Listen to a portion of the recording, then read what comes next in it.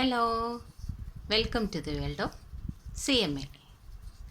അപ്പോൾ ഇന്ന് നമ്മൾ ടാക്സിൽ ഹെഡ്സ് ഓഫ് ഇൻകം സ്റ്റാർട്ട് ചെയ്യുവാണ്. ആ ഹെഡ്സ് ഓഫ് ഇൻകത്തിൽ ഫസ്റ്റ് നമ്മുടെ ഹെഡ് സാലറിയാണ്. Income under the head salaries. Salary എന്നുള്ളത് നോക്കിക്കഴിഞ്ഞാൽ നമ്മൾ ടെക്സ്റ്റിൽ കൊടുത്തിരിക്കുന്നതാണ് അല്ലേ. ഒത്തിരി പഠിക്കാനുണ്ട്, പക്ഷേ എന്നാൽ കമ്പാരിറ്റീവ്ലി ഒരു ചെറിയ ചാപ്റ്ററുമാണ് താനും. അപ്പോൾ ഇത്രയും പഠിക്കാണ്ട് കമ്പാരിറ്റീവ്ലി ചെറിയ ചാപ്റ്ററാണെന്ന് പറയുമ്പോൾ ബാലൻസ് ഇരിക്കുന്ന ചാപ്റ്ററിൻ്റെയൊക്കെ ഒരിത് അറിയാമല്ലോ, ഊഹിക്കാമല്ലോ അല്ലേ. ഹൗസ് പ്രോപ്പർട്ടി ഇതിലും ചെറിയ ചാപ്റ്ററാണ് കേട്ടോ. ബിസിനസ്സൊക്കെയാണ് കുറച്ച് വലിയ ചാപ്റ്ററായിട്ട് വരുന്നത്. അപ്പോൾ നമുക്ക് സാലറി സ്റ്റാർട്ട് ചെയ്യാം. എന്താണ് സാലറിയിൽ നമുക്ക് മനസ്സിലാക്കാനുള്ളത്, എന്താണ് ബേസിക് എലിമെൻറ്റ്സ് എന്തൊക്കെയാണെന്നുള്ളതാണ് ഫസ്റ്റ് ഇതിൽ പറയണത്. അതായത് എംപ്ലോയർ എംപ്ലോയി റിലേഷൻഷിപ്പ് വരുമ്പോഴാണ് അവിടെ എന്താവണത്, ഒരു സാലറി എന്നുള്ള ആ ഒരു പർപ്പസിലോട്ട് പോണത്. സാലറി എന്ന് വെച്ചാൽ എന്താണ്, ഒരു പ്രതിഫലമാണ് അല്ലേ, അല്ലെങ്കിൽ ഒരു കൺസിഡറേഷൻ ആണ്. എന്തിനു വേണ്ടിയിട്ട്, നമുക്ക് വേണ്ടിയിട്ട് നമ്മുടെ ബിസിനസ് നോക്കി നടത്തുന്നതിനുള്ള ഒരു പ്രതിഫലം കൊടുക്കുവാണ്. എന്തിന്, സാലറി കൊണ്ട് ഉദ്ദേശിക്കുന്നത്. ഇനി സാലറി എന്ന് പറയുമ്പോൾ എന്താണ്, സാലറിയിൽ വരുന്ന ബേസിക് എലമെന്റ് ആണ് pair and payee relationship, employer and employee relationship. ഇതെന്താണ്, മാസ്റ്റർ ആൻഡ് സെർവൻറ്റ് റിലേഷൻഷിപ്പ്.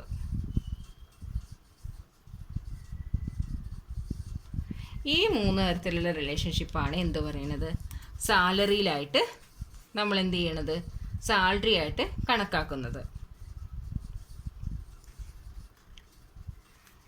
അപ്പം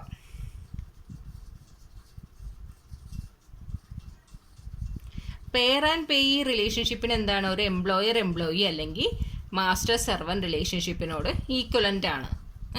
അത് തന്നെയാണ് അതിൻ്റെ ഒരു. ഇനി എംപ്ലോയർ ആൻഡ് എംപ്ലോയി റിലേഷൻഷിപ്പ് എന്നുള്ളതിന് എന്താണ് ഇരിക്കുന്നത്, എംപ്ലോയി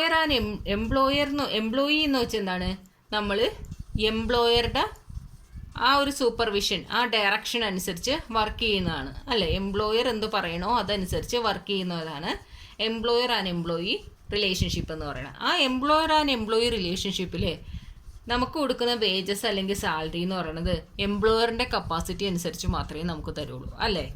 അല്ല, നമ്മൾ എംപ്ലോയർക്ക് കൊടുക്കാവുന്ന ഒരു ലിമിറ്റ് ഉണ്ടാവും, ആ ലിമിറ്റിന് മേലെ അദ്ദേഹം ഒരിക്കലും കൊടുക്കില്ല.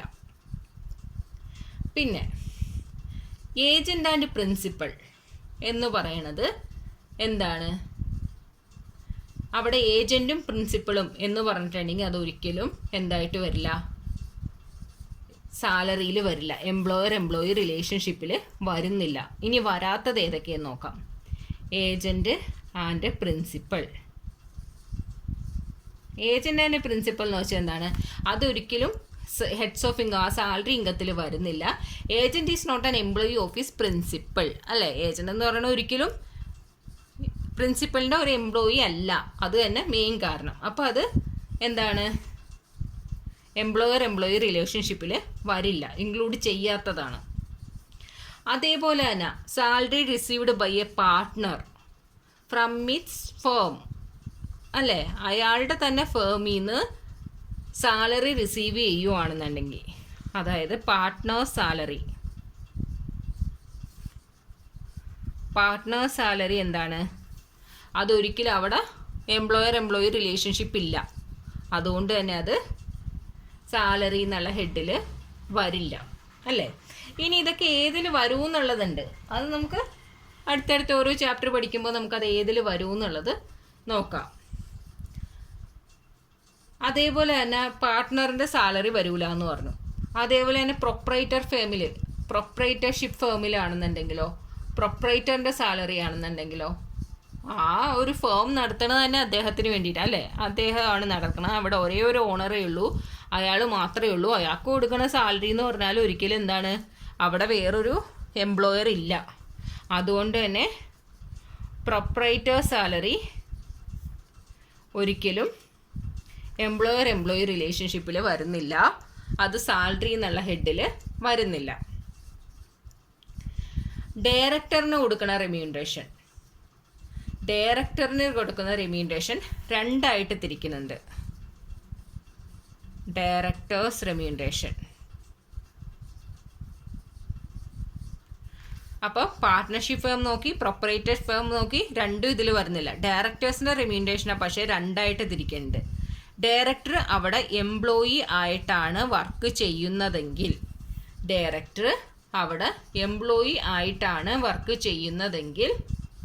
എന്ത് ചെയ്യാം, അദ്ദേഹത്തിൻ്റെ സാലറി എന്നുള്ള ഹെഡിൽ ഇൻക്ലൂഡ് ചെയ്യാം. പക്ഷേ എംപ്ലോയി അല്ല എന്നുണ്ടെങ്കിൽ എന്ത് ചെയ്യാം, അദ്ദേഹത്തിൻ്റെ സാലറി അതർ സോഴ്സസിലേ എടുക്കാൻ പറ്റുള്ളൂ. IFOS മാത്രമേ എടുക്കാൻ പറ്റുള്ളൂ. പിന്നെ ഇനി പെൻഷൻ. അപ്പോൾ നമ്മൾ ഏജൻറ്റ് പ്രിൻസിപ്പൾ സാലറി എന്നുള്ള ഹെഡിൽ വരില്ല എന്ന് പറഞ്ഞു. പാർട്ട്ണർ സാലറി, പ്രൊപ്പറേറ്റർ സാലറി, ഡയറക്ടേഴ്സിൻ്റെ റെമ്യൂണറേഷൻ എംപ്ലോയി ആണെങ്കിൽ മാത്രം അത് സാലറിയിൽ വരും. എംപ്ലോയി അല്ല, ഡയറക്ടറായിട്ട് മാത്രമാണ് ഇരിക്കണമെന്നുണ്ടെങ്കിൽ അതർ സോഴ്സസിലേ വരുള്ളൂ. പിന്നെ പെൻഷൻ സാധാരണയായിട്ട് നമ്മൾ സാലറി എന്നുള്ള ഹെഡിൽ വരും. പക്ഷേ പെൻഷൻ റിസീവ് ചെയ്യണത് വിഡോയോ അല്ലെങ്കിൽ ഏതെങ്കിലും ലീഗൽ ഹയറോ ആണെന്നുണ്ടെങ്കിൽ അതൊരിക്കലും എന്തിൽ വരില്ല, സാലറി എന്നുള്ള ഹെഡിൽ വരില്ല. അതർ സോഴ്സ് എന്നുള്ള ഹെഡിൽ മാത്രമേ വരുള്ളൂ. ഓക്കെ. അതേപോലെ തന്നെ എംപ്ലോയർ അല്ലാത്ത ഏതെങ്കിലും ഒരു പേഴ്സണിൽ നിന്ന് എന്തെങ്കിലും ഒരു സർവീസ് റെൻഡർ ചെയ്തതിന് എന്തെങ്കിലും ഒരു പേയ്മെൻറ്റ് കിട്ടുവാണെന്നുണ്ടെങ്കിലോ അതെന്താണ്, അത് സാലറി എന്നുള്ള ഹെഡിൽ വരില്ല. അതേപോലെ തന്നെ ഇനി ഒരു 2 കാര്യം പറയാം, എപ്പോഴും കൺഫ്യൂസ് ആവുന്നതാണ്. മെമ്പർ ഓഫ് പാർലമെൻറ്റ് അല്ലെങ്കിൽ സ്റ്റേറ്റ് ലെജിസ്ലേച്ചർ,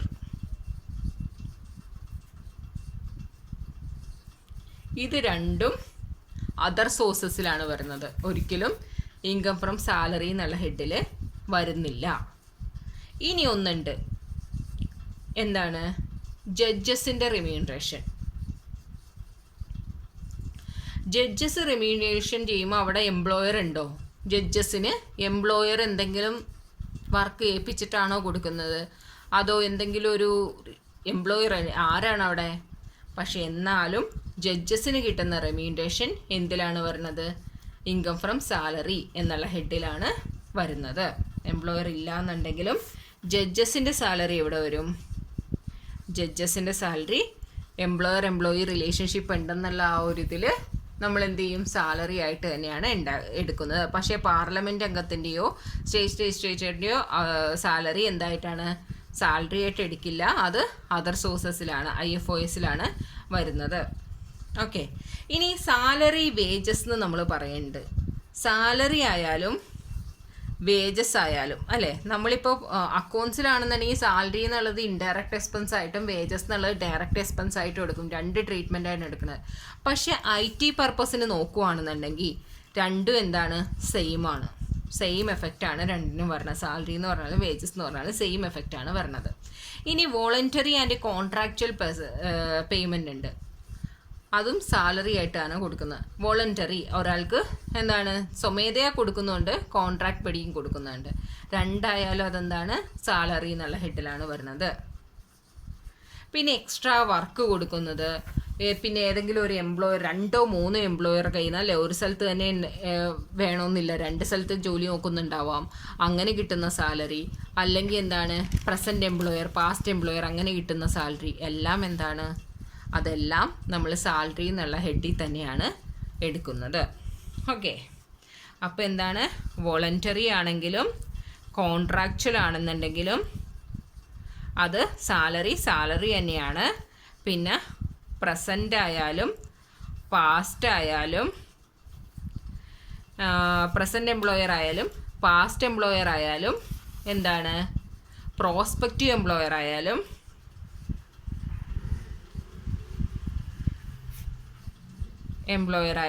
എല്ലാം എന്താണ് സാലറി എന്നുള്ള ഹെഡിൽ തന്നെയാണ് വരുന്നത്.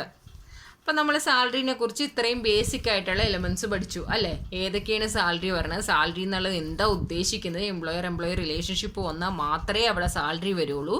അങ്ങനെ ഒരു റിലേഷൻഷിപ്പ് ഇല്ലെങ്കിലും നമ്മൾ സാലറി ആയിട്ട് എടുക്കുന്നത് ജഡ്ജസിൻ്റെ സാലറിയാണ്. ബാക്കി ഒന്നും നമ്മൾ സാലറി ആയിട്ട് എടുക്കുന്നില്ല. അത് ഏജൻറ്റ് പ്രിൻസിപ്പിൾ വന്നാലും അവിടെ എംപ്ലോയർ റിലേഷൻഷിപ്പ് ഇല്ല. പാർട്ട്ണർ സാലറി വന്നാലും ശരി, പ്രൊപ്പറേറ്റർ സാലറി വന്നാലും ശരി, ഡയറക്ടേഴ്സ് റെമ്യൂണറേഷൻ വന്നാലും ശരി, അവിടെ ഒന്നും തന്നെ എംപ്ലോയർ റിലേഷൻഷിപ്പ് ഇല്ല. അപ്പോൾ എന്താണ്, അപ്പോൾ ഡയറക്ടേഴ്സ് റെമ്യൂണറേഷൻ ആണെന്നുണ്ടെങ്കിൽ അവിടെ എംപ്ലോയി ആണെങ്കിൽ മാത്രമേ എന്തായിട്ട് എടുക്കുകയുള്ളൂ, അത് സാലറി ആയിട്ട് എടുക്കുകയുള്ളൂ. അല്ലാന്നുണ്ടെങ്കിൽ IFOSലാണ് എടുക്കുന്നത്. പെൻഷൻ കിട്ടുന്നത് സാലറിയാണ്. പക്ഷേ പെൻഷൻ എന്നുള്ളത് വിഡോക്കോ ലീഗൽ ഹയറിനോ കിട്ടുവാണെന്നുണ്ടെങ്കിൽ അത് സാലറിയിൽ വരില്ല. മെമ്പർ ഓഫ് പാർലമെൻറ്റോ സ്റ്റേറ്റ് ലെജിസ്ലേറ്റീവോ ആണെന്നുണ്ടെങ്കിലും എന്താണ് അവർക്ക് കിട്ടുന്നതും അതർ സോഴ്സസ് ആണ്. പിന്നെ സാലറിയും വേജസ് എന്നുള്ളത് IT പർപ്പസിൽ സെയിം എഫക്റ്റ് ആണ്. വോളണ്ടറി സാലറി ആണെങ്കിൽ കോൺട്രാക്ച്വൽ ബേസിസ് ആണെങ്കിലും രണ്ടും സാലറി എന്നുള്ള ഇതിൽ തന്നെ വരും. പ്രസൻറ്റ് എംപ്ലോയറുടെ കയ്യിൽ നിന്നോ പാസ്റ്റ് എംപ്ലോയറുടെ കയ്യിൽ നിന്നോ പ്രോസ്പെക്റ്റീവ് എംപ്ലോയറുടെ കയ്യിൽ നിന്നോ സാലറി കിട്ടിയാലും അത് സാലറി എന്നുള്ള ഹെഡിൽ തന്നെയാണ് വരുന്നത്.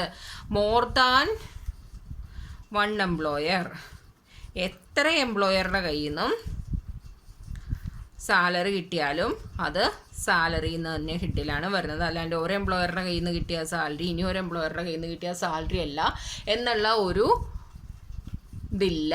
എത്ര എംപ്ലോയറുടെ കയ്യിൽ നിന്ന് കിട്ടിയാലും ആ സാലറി തന്നെയാണ്. ഓക്കെ, ഇനി നമുക്ക് നെക്സ്റ്റ് പഠിക്കാനുള്ളത് സാലറിയിൽ സെക്ഷൻ 17(1) അനുസരിച്ച് അതിലാണ് എന്ത് പറയണത്, സാലറിനെ കുറിച്ച് ഡിഫൈൻ ചെയ്തിരിക്കുന്നത്. സാലറിനെ കുറിച്ച് 17(1) എന്നുള്ളതിലാണ് സാലറിനെ കുറിച്ച് ഡിഫൈൻ ചെയ്തത്. ഇനി വേറൊന്ന് ഞാൻ പറയാം. സാലറി ഫ്രം സാലറിയാണ് നമ്മൾ പഠിക്കണേന്ന് പറഞ്ഞു. ആ സാലറി നമുക്ക് പഠിക്കാനുള്ളത് സെക്ഷൻ 15 17 വരേക്കുമാണ് ഉള്ള സെക്ഷനാണ് സാലറിയിൽ നമുക്ക് പഠിക്കാനുള്ളത്. അതിൽ സെക്ഷൻ 17(1) സാലറി എന്താണെന്നുള്ളത് പറഞ്ഞിട്ടുള്ളത്. അപ്പോൾ സാലറി എന്താണെന്നുള്ളത് നമുക്ക് നോക്കാം. സാലറി എന്താണ്? 17(1) of income tax act 1961 salary include the following. എന്തൊക്കെയാണ്? Wages, any annuity or pension, any gratuity, any fee, commission, perquisites of profit in lieu or in addition to any salary or wages, any advance salary, any payment received in respect of any period of leave not availed of by the assessee, the portion of an annual accretion, transfer of balance in the recognized provident fund, contribution made by the employer in the previous year to the account of an employee under a pension scheme referred to section 80 CCD. ഇതെല്ലാം നമ്മൾ എന്താന്നുള്ളതാണ് ഇനിയുള്ള ഇതിൽ പഠിക്കാൻ പോണത്. ഇനിയുള്ള വീഡിയോയിൽ നമ്മളിങ്ങനെ പഠിക്കാൻ പോണത്. അപ്പോൾ അതുകൊണ്ടാണ് ഞാൻ ഇത് ഓരോന്നും എന്താണെന്നുള്ളത് എക്സ്പ്ലെയിൻ ചെയ്യാത്തത്. ഇനി ഇത് ഓരോ പോയിന്റും നമ്മൾ ഈ ഒരു ചാപ്റ്റർ തീരുമ്പോഴേക്കും എല്ലാ പോയിന്റും നമ്മൾ കവർ ചെയ്തിട്ടുണ്ടാവും. ഓക്കെ, ഇനി ഇവിടെ നമുക്കൊരു ഇല്ലുസ്ട്രേഷൻ 1 വരുന്നുണ്ട്. അതെന്താണെന്നുള്ളത് നോക്കിയിട്ട് പോകാം. Okay, illustration 1, state whether the following receipt should be treated ആ സാലറി ഓർ നോട്ട്. സാലറി ആണോ അല്ലേ എന്നുള്ളത്. A teacher received emolument in kind from school in which he teaches. അവർ വർക്ക് ചെയ്ത സ്കൂളിൽ നിന്ന് തന്നെ എന്തെങ്കിലും ഒരു, അതായത് ക്യാഷ് അല്ലാത്ത എന്തെങ്കിലും ഒരു കൈൻഡായിട്ട് എന്തെങ്കിലും ഒരു സംഭവം കിട്ടുവാണെന്നുണ്ടെങ്കിൽ അത് സാലറി ആയിട്ട് വരുമെന്ന്. യെസ്, എന്താണ്? ക്യാഷ് ആയിട്ടാണെങ്കിലും കൈൻഡായിട്ടാണെങ്കിലും അവർ വർക്ക് ചെയ്ത സ്ഥാപനത്തിൽ നിന്ന് തന്നെ കിട്ടണത് അല്ലേ. അവിടെ എംപ്ലോയർ റിലേഷൻഷിപ്പ് നിൽക്കുന്നുണ്ട് അല്ലേ. അതുകൊണ്ട് തന്നെ അത് ക്യാഷ് ആണോ കൈൻഡാണോ എന്നുള്ള ഒരു പ്രശ്നമില്ല, അത് സാലറി എന്നുള്ള ഹെഡിൽ തന്നെ വരും. അടുത്തത് A teacher, second one, A teacher of college receive fee from A university of checking answer sheet. Answer sheet മാത്രം നോക്കാനായിട്ട് ഒരു യൂണിവേഴ്സിറ്റിയുടെ ഇതിൽ പോവാം. അവിടെ എന്താണ്? അവിടെ ആകെ ഒരു പർപ്പസ് മാത്രമേ ഉള്ളൂ, ആൻസർ ഷീറ്റ് ചെക്ക് ചെയ്ത് കൊടുക്കുക എന്നുള്ളത്. അല്ലാണ്ട് എംപ്ലോയർ റിലേഷൻഷിപ്പ് ഒന്നും അവിടെ വരുന്നില്ല. അതുകൊണ്ട് തന്നെ എന്താണ്, അത് സാലറി എന്നുള്ള ഹെഡിൽ വരില്ല. അങ്ങനെ ഉണ്ടെങ്കിൽ നമുക്ക് എക്സ്ട്രാ ഒരു എമൗണ്ട് കിട്ടുന്ന പോലെ കാണിക്കുള്ളൂ. അതെന്താവും? IFOSലേ വരുള്ളൂ. Third one, a payment made to a member of parliament of state legislative. അത് നമ്മൾ പറഞ്ഞാണ് അല്ലേ. അവർക്ക് കിട്ടുന്നത് എംപ്ലോയർ റിലേഷൻഷിപ്പ് അവിടെ ഇല്ല. അവർക്ക് കിട്ടുന്ന സാലറി അല്ലെങ്കിൽ അവർക്ക് കിട്ടുന്ന എമൗണ്ട്, അവർക്ക് കിട്ടുന്ന പേയ്മെൻറ്റ് എന്തായിട്ട് എടുക്കുകയുള്ളൂ? IFOSൽ മാത്രമേ എടുക്കുകയുള്ളൂ നമ്മൾ പറഞ്ഞു. അപ്പോൾ ജഡ്ജസിനാണ് എംപ്ലോയർ റിലേഷൻഷിപ്പ് ഇല്ല എന്നുണ്ടെങ്കിലും നമ്മളത് സാലറി ആയിട്ട് എടുക്കുന്നത്.